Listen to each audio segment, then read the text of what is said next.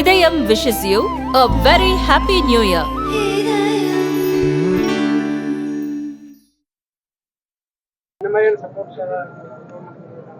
எனக்கு ரொம்ப சந்தோஷமா இருக்கு. பார்த்தீங்கன்னா நான் 2016 வந்து கோல்டு மெடல் அடிக்கும்போது ஒலிம்பிக்ஸில் அப்போல்லாம் பார்த்தீங்கன்னா ஸ்போர்ட்ஸ்னா அவ்வளோ வந்து தமிழ்நாட்டில் வந்து அவ்வளோ பேராக்கான அவ்வளோ சப்போர்ட் இல்லாமல் இருந்தது.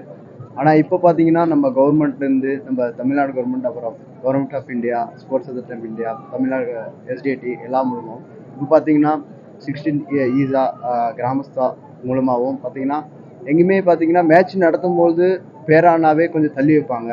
ஆனால் இன்னைக்கு பார்த்தீங்கன்னா பேரா வந்து சிட்டிங் வாலிபால் விளாண்டுருக்காங்க, வின் ஆயிருக்காங்க.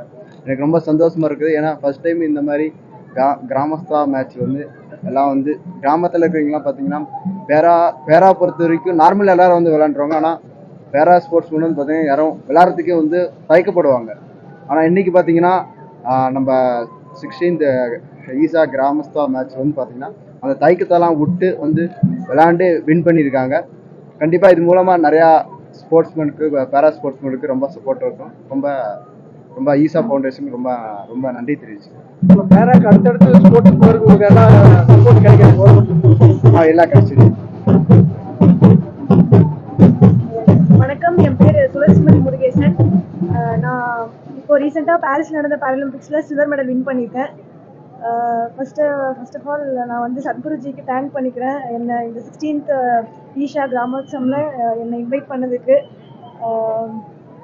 இப்போது நம்ம மாரியப்பன் சொன்ன மாதிரி பேரா ஸ்போர்ட்ஸ் வந்து இப்போது நம்ம தமிழ்நாட்டில் ரொம்ப ரொம்ப பாப்புலர் ஆகிட்டுருக்கு. எல்லாரும் வந்து அவேர்னஸ் ஆகி இப்போது பேரா ஸ்போர்ட்ஸில் கலந்துக்கிறாங்க, மாற்றுத்திறனாளிகள் எல்லாருமே.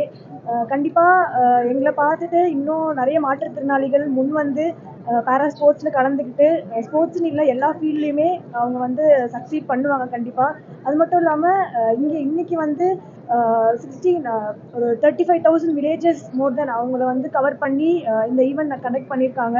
ஸோ இது மூலயமா நானும் ஒரு ரூரல்லேருந்து வந்த பொண்ணு தான். ஸோ எனக்கு தெரியும் எவ்வளோ ஸ்போர்ட்ஸில் வந்து எவ்வளோ இம்பார்ட்டன்ஸ், எவ்வளோ ஃபெசிலிட்டிஸ் கிடைக்காம இருந்திருக்கு, இப்போ எவ்வளோ கிடைச்சிட்ருக்குன்னு எனக்கு தெரியும்.